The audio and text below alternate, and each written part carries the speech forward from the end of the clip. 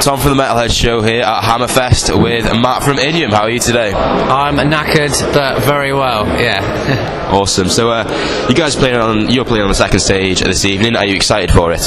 Yeah. We opened that stage about 3 years ago, maybe 4 years ago, something like that. And we were on at like 12 o'clock. So to come back and be further up the bill it's good because we feel like we're making a movement, so it's good.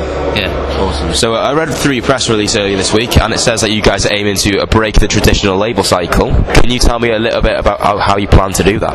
I think with what we're doing straight away with this 3 EPs that we got coming out now, it kind of is.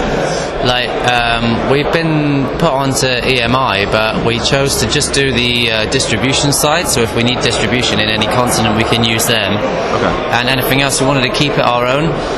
Mainly because record deals there's not much money in records, there's not much money in bands, other than their merch and touring, so record labels are kind of hard. So they kind of trapped a lot of bands and made all those bands try and do 360 deals, where when you sign to a record label, you've got your press, your PR, and everything's all in it. Whereas we've always believed in making a team of just people that love us and we're in love with. Do you know what I mean? Yeah, that way, one side of it's not letting anything down, Yeah. So, and we've always run our own shows when we first started the band and stuff. So for us, it made sense to just make our own label, where we can distribute everything on iTunes, we can do it all ourselves, then that way we keep it all, we pay for it all, but we keep it all, so it's kind of... Cut out the middleman. We don't owe anybody, and we've got close friends that have been really stitched up, like, over the years, like Exit 10, who lost thousands of pounds over doing their records and signing to labels and stuff, and Head PE, they got killed by record labels, and it's just... Not to snub record labels, when they help you and it works, but for us, we've always been so DIY that we're going to stick doing it like that, and we decided we'll make our own label and do it ourselves. I have no other bands on it, just us. But it's working. I mean, although we're giving our first few CDs away free with Metal Hammer, after that I'm sure we'll have a good headway of making some money on it and stuff. It's hard as a band to make money. But that's not what musicians do it for, obviously not, but you need to feed yourself. You need to feed yourself and pay your bills, for sure. Yeah. So speaking of the 3 EPs, the first one is called Movements. Yes. And I read that you guys said it's about constantly striving for what you want and dream of. Yes. And also that each track on the EP has its own journey and meaning. I'm guessing there's a story behind this, or is it just general your view of life as a band? Yeah, well, I mean, we've been going for a long time, and a lot of bands do go a long time without having great help, they do it all on their own, and like, I met so many people along the way that were like, oh, I used to be in a band, and I just hate hearing that, or, I used to be a skater, or I used to be a motocross rider. It's like, but why aren't you? What, did you fall out of love with it? No, I didn't, things got in the way. I just think people shouldn't let those things get in the way, and that the Movement EP is about not letting things get in your way. Like, do you know what? Last night, because we're on a little tour, last night we played in Liverpool, and we met a girl who, about a year or a half ago, saw us in Weymouth, and on our jumper it says, if you have a gift you waste, then life must have lost its taste, so with the next awaking breath, live the day like there ain't none left. She got that tattooed up under her tits. And we were like, why? Why'd you do that? She was like, it inspired me. I used to dance, and then she thought she didn't have the right figure and all those things, and she didn't feel that she could have made it as a dancer, so she gave up. She got that tattooed under her tits, and then we saw her last night in Liverpool, and we're like, what are you doing here? And she was like, I can't wait to tell you. Like, I'm studying dance in Liverpool University. And it was kind of like, that's exactly what we wanted to make that CD about, and it's hard because kids don't connect with bands so much anymore.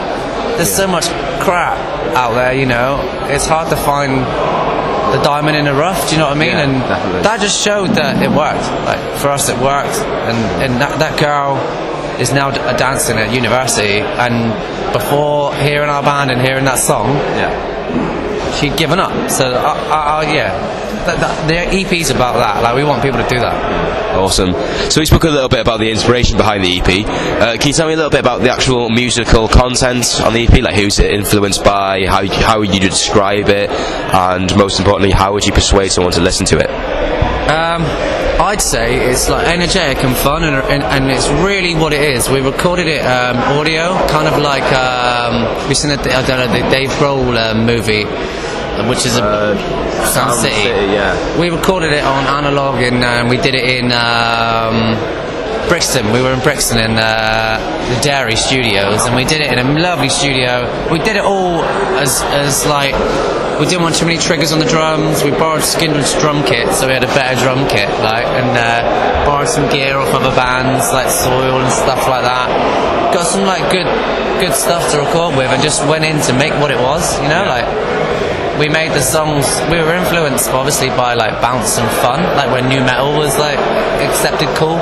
Yeah. And then this new wave of metal, which has come over again, which is really heavy, you know, and like very, very poster boy kind of rock, you know. Yeah. Like, yeah, the music's heavier than say Steel Panther, but the image is the same. Yeah, yeah. It's the same. Like, there's still these images that everyone's trying to live up to, as opposed to people making their own sound, their own look and stuff. So Yeah. we're just inspired with this record to be like us. It's got to be us. It's got to be.